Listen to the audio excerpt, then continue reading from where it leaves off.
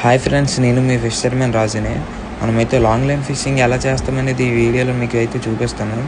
చూశారు కదా ఫ్రెండ్స్, మనం ముందుగా పట్టుకున్న ఎర్రలు అయితే ఇలా ఒక బకెట్లో అయితే కిందనైతే ఉంచుతాము.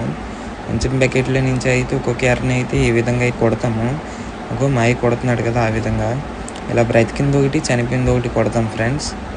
ఎందుకంటే మేము తెచ్చుకునే ఎర్రలు 4000 ఎర్రలు కూడా దగ్గర ఒక 5-6 షూటింగ్లు చేయాలి కాబట్టి ఆ విధంగా అయితే మేము కొడతాము, సర్దుకుంటూ కొద్దిగా. ఈ లైన్ వెళ్ళేటప్పుడు వేర్లు కుట్టే వాళ్ళు సపరేట్గా, తాడు గివర్ సపరేట్గా ఉంటారు. ఎందుకు ఇలాగంటే ఫ్రెండ్స్, చేపలు పడే తాడు సపరేట్గా ఉంటుంది ఫ్రెండ్స్, లైన్ అనేది సపరేట్గా ఉంటుంది. మొత్తం ఇదైతే 700 గేలాలు. ఈ 700 గేలాలకి చేపలు పడిపోతాయని మీరు అనుకోవచ్చు, కానీ అలా పడదు ఫ్రెండ్స్. కొన్ని గేలాలకి అయితే చేపలు అనేది పడతాయి. అందుకోసమని 700 గేలాలు అనేది వేస్తున్నాము.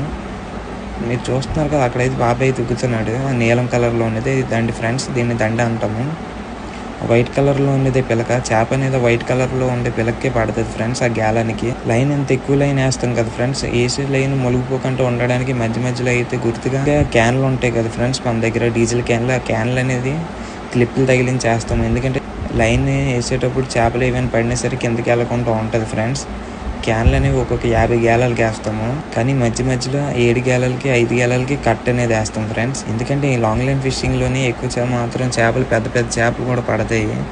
లైన్ అనేది మునిగిపోకుండా ఉండడానికి ఆ విధంగా వేస్తాము. చివరిగా అయితే నేను కూడా వచ్చాను, చూసారు కదా. లైన్ అయితే ఉగ్గిన టైం అయితే అయ్యింది కాబట్టి నేను కూడా వచ్చాను. ఈ తోనా లైన్ అనేది వేసేటప్పుడు అయితే ఫ్రెండ్స్ నైట్ 9:30 నుంచి మార్నింగ్ 5:30 వరకు లైన్ అనేది వేస్తాము. ఎక్కువగా నైట్ టైం మాత్రమే లైన్ అనేది వేస్తాం ఫ్రెండ్స్. మరి నెక్స్ట్ ఏ చేపలు పడ్డాయని నెక్స్ట్ వచ్చే వీడియోలో చూద్దాం ఫ్రెండ్స్. Bye friends.